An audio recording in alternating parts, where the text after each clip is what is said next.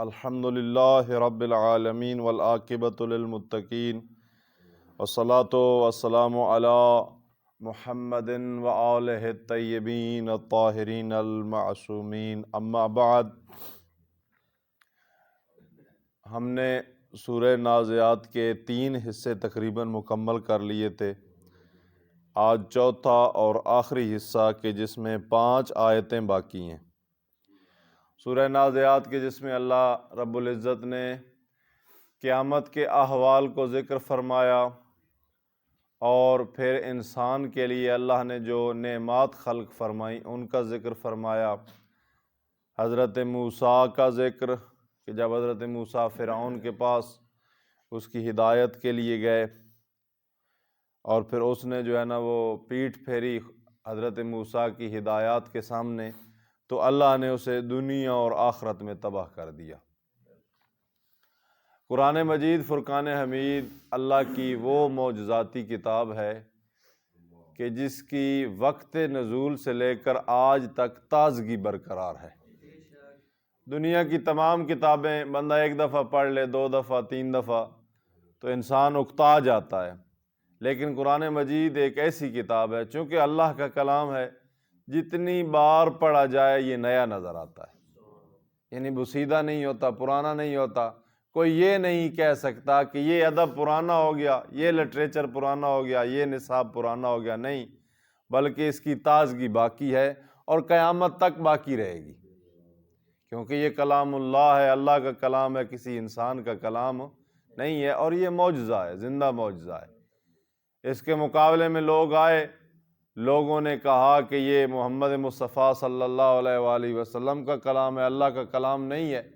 لوگوں نے اعتراضات کیے تو اللہ نے سورہ کوثر کو نازل فرمایا اور فرمایا، اے میرا حبیب سورہ کوثر کو بیت اللہ پہ آویزہ کر دے، اور پھر ان کو چیلنج کر کے اس کے مقابلے میں کوئی صورت لے کے آئیں۔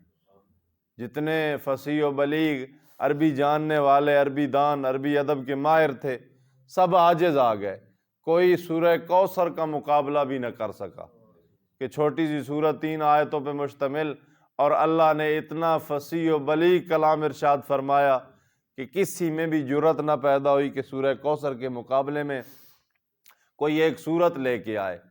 آخر پہ ایک عربی شاعر آیا، اور جب اس نے دیکھا کہ بیت اللہ پہ لکھا ہوا ہے اِنَّا أَعْطَيْنَاكَ الْكَوْثَرَ فَصَلِّ لِرَبِّكَ وَانْحَرْ إِنَّ شَانِئَكَ هُوَ الْأَبْتَرُ، تو اس نے مقابلے میں صرف یہی کہا، لا کلام البشر، کہ یہ کسی بندے کا کلام نہیں ہو سکتا۔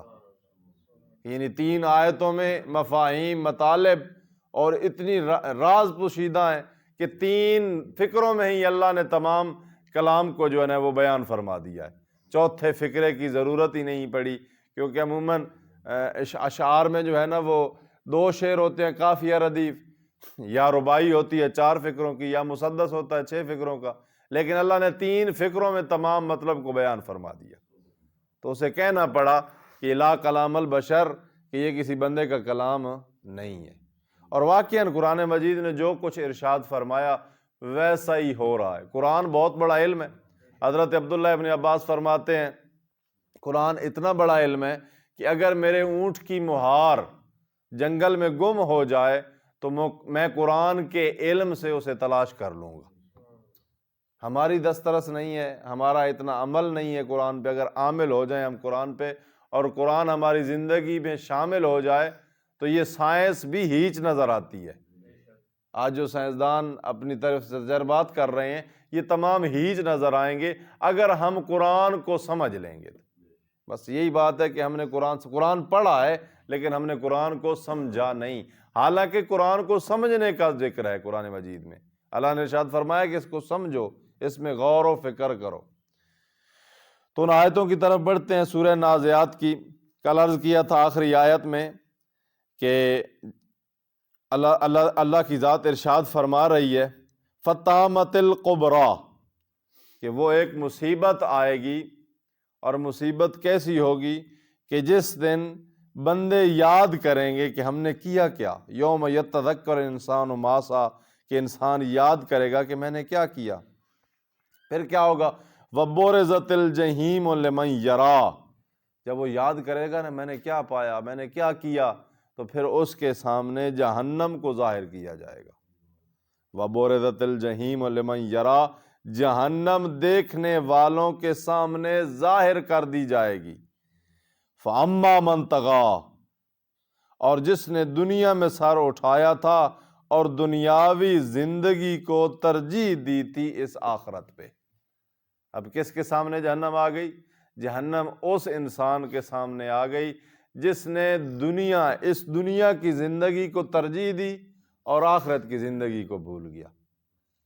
اب یہاں پہ علماء نے اور مفسرین نے جو لکھا، یہاں پہ یہ نہیں ہے کہ آپ آخرت کو یاد رکھیں اور دنیا کو بھول جائیں، نہیں، علماء مفسرین یہ نہیں فرماتے۔ دنیا کو بھی یاد رکھو، دنیا میں بھی رہو، ہاں دنیا کی وجہ سے آخرت کو نہ بھول جاؤ۔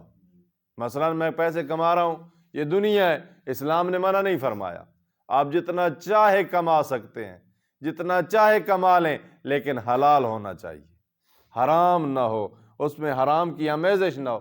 تو یہ ہوتا ہے اگر حرام کی آمیزش ہو گئی تو پھر دنیا کے لالچ میں انسان نے آخرت کو تباہ کر لیا۔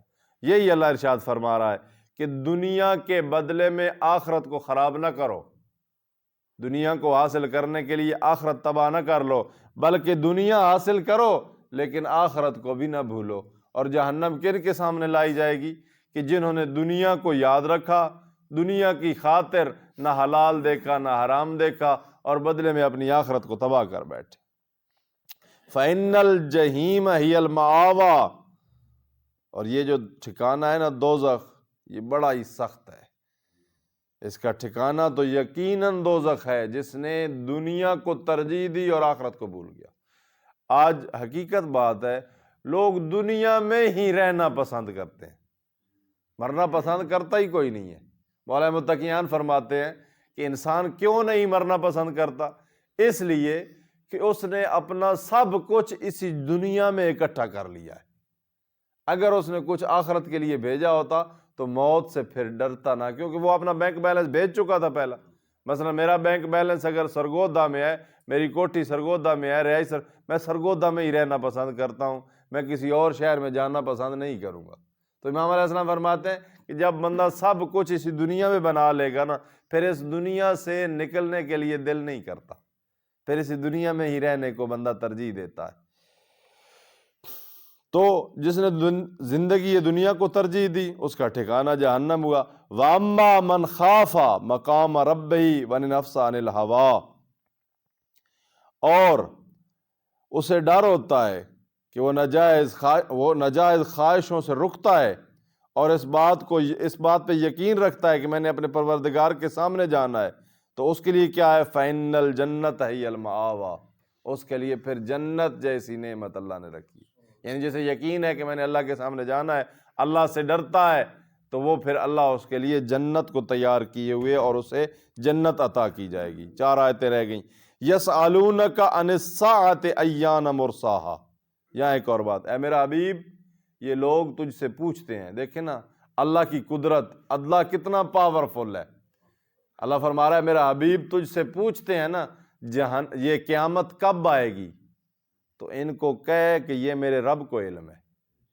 یعنی قیامت کا ذکر، وہ علیم بذات الصدور، اللہ علی کل شیء قدیر، اللہ وہ ارشاد فرما رہا ہے میرا حبیب تجھ سے اگر یہ قیامت کے بارے میں پوچھے نا قیامت کب ہے، تو بھی ان کو کہے کہ میرا اللہ بہتر جانتا ہے۔ قیامت کا ذکر، قیامت کا پتہ اللہ کو ہے۔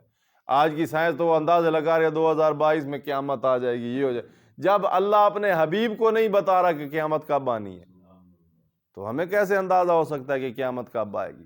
وہ ہولناک دن صرف اللہ ہی کے علم میں ہے، جب چاہے گا وہ اس دن کو لے آئے گا۔ فیما انت من ذکرہا، تم اس کے ذکر سے کس فکر میں ہو؟ میرا حبیب تجھے کس بات کی فکر ہے؟ تم کیوں ٹینشن لیتے ہو؟ جیسے ہم کہہ دیتے ہیں تو کیوں ٹینشن لیتا ہے؟ تو ٹینشن ہی نہ لے، وہ دن جانے اور میں جانوں، جب آئے گا میں دے۔ ہاں نبی خدا صلی اللہ علیہ وآلہ وسلم کی ٹینشن یہ ہو سکتی ہے کہ پتہ نہیں میری امت کا کیا بنے گا، اور یقیناً یہی ہوگی، اس قیامت والے دن میری امت کا کیا بنے گا، یہ فکر تھی رسول خدا صلی اللہ علیہ وآلہ وسلم کو۔ تو اللہ نے اس کا بندوبست بھی فرما دیا کہ اے میرا حبیب تجھے میں نے رحمت للعالمین بھی بنایا ہے اور تجھے شفیع روز جزا بھی بنایا کہ تو قیامت والے دن چاہے تو اپنے امتیوں کی شفاعت کر، تجھے میں نے یہ حق ادا کر دیا۔ کأنہم یوم یرونہا لم یلبسوا الا عشیۃ او ضحاہا، جس دن وہ لوگ اس کو دیکھیں گے تو سمجھ جائیں گے کہ دنیا میں بس ایک شام یا صبح ٹھہرے تھے۔ یعنی قیامت کا دن جب آئے گا نا تو قبروں سے اٹھیں گے، یا جو زندہ ہوں گے مر جائیں گے، اور پھر قیامت کے میدان میں اکٹھے ہوں گے نا، پوچھا جائے گا کتنی زندگی گزاری دنیا میں، تو کہیں گے ایک دن گزارا، یا ایک رات گزاری، یا ایک صبح گزاری، یا ایک شام گزاری، یعنی فقط اتنی ہی زندگی وہ بتائیں گے۔ مثلا ہم نے جو دور اپنی والدہ کے پیٹ میں گزارا، کسی کو بھی علم نہیں کتنا تھا۔ یہ تو دنیا میں آئے تو ہمیں پتہ چلا 9 مہینے وہاں پہ قیام ہوتا ہے، 9 مہینے ہم وہاں رہتے ہیں۔ تو جب اس زندگی 9 ماہ کی زندگی کا ہمیں علم نہیں ہے، اسی طرح جب قبروں سے اٹھیں گے نا، چاہے ہزارہا سال گزر گئے ہوں گے، قبر سے جب اٹھایا جائے گا نا اور پوچھا جائے گا کتنا سویا ہے، تو بندہ یہی کہے گا ایک لمحہ یا ایک لحظہ۔ دنیا کی زندگی کتنی گزاری ہے؟ ایک دن، ایک صبح یا ایک شام، اس سے زیادہ یہ زندگی نہیں ہے۔ اللہ یہ ارشاد فرمایا، اس لیے یہ عبرت ہے کہ ایک لحظے، ایک لمحے، ایک صبح کے لیے انسان دنیا کی زندگی کو ترجیح نہ دے بلکہ آخرت کی زندگی کو ترجیح دے۔ خداوند کریم صدقہ اہل بیت اطہار کا ہمیں آخرت کی فکر نصیب فرمائے اور ہمارے گناہوں کو معاف فرمائے۔ وآخر دعوانا ان الحمد للہ رب العالمین۔